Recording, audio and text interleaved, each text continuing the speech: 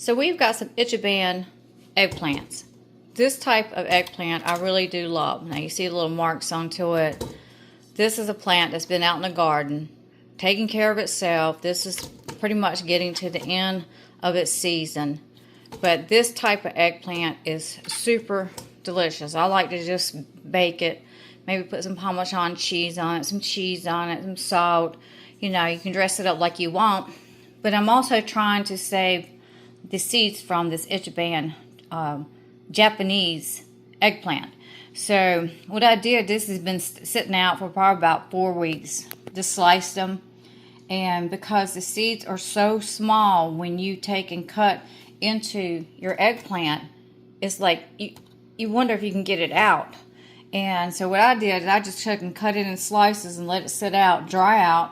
And then I take my little paring knife right here and I'm picking the seeds out, in regards hoping that I will get, you know, some plants to grow, to get some seeds into the soil and into some potting soil or some garden soil, into containers, into cell trays, and then grow some eggplant, because I really like this. I don't like the Black Beauty eggplant.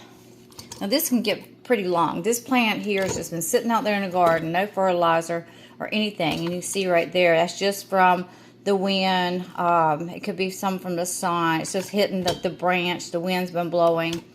And so, like I said, this is getting to the end of its season. And I seen it this morning. I was like, oh man, I got to go pick that eggplant. But I'm picking the seeds out. It's a little bit tedious, but when I tried to save the seeds from the eggplant, it was just literally impossible. So, and you can see down here, you can see the little seeds. By picking them out of the slices, it's working. Alright, so what am I going to do with this eggplant right here? Well, I'm going to cut the ends of it off. It's already been washed up. And then I'm going to slice it. And then I have a little toaster oven. It bakes it. What does it do? It bakes, it broils. It also air fries. And so that's what I'm going to put it in there for about 30 minutes at 350 until tender. I might have to run it another 5 or 10 minutes depending on the texture. And then I just love it just naturally. Of course, you can dress it up any which way you like, but saving seeds from Ichiban eggplant. This plant grows super big and it's very little maintenance. I'm very impressed. The Black Beauty eggplants, I don't like the taste or the texture.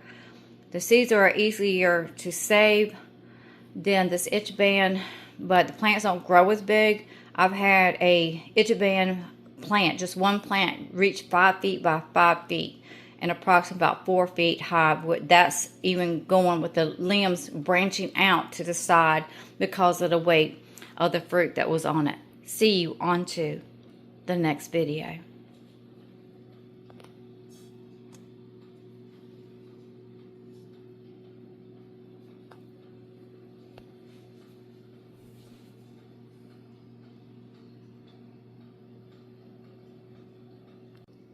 So we also harvest our peppers. This is lots of peppers. These are jalapeno, Fool's You jalapeno peppers. They're not hot, but they got the taste of jalapeno.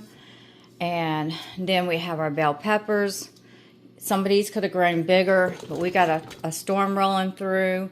And I found out that, so I was letting the peppers get so big, especially if you have a lot of peppers onto one plant that is breaking the plant.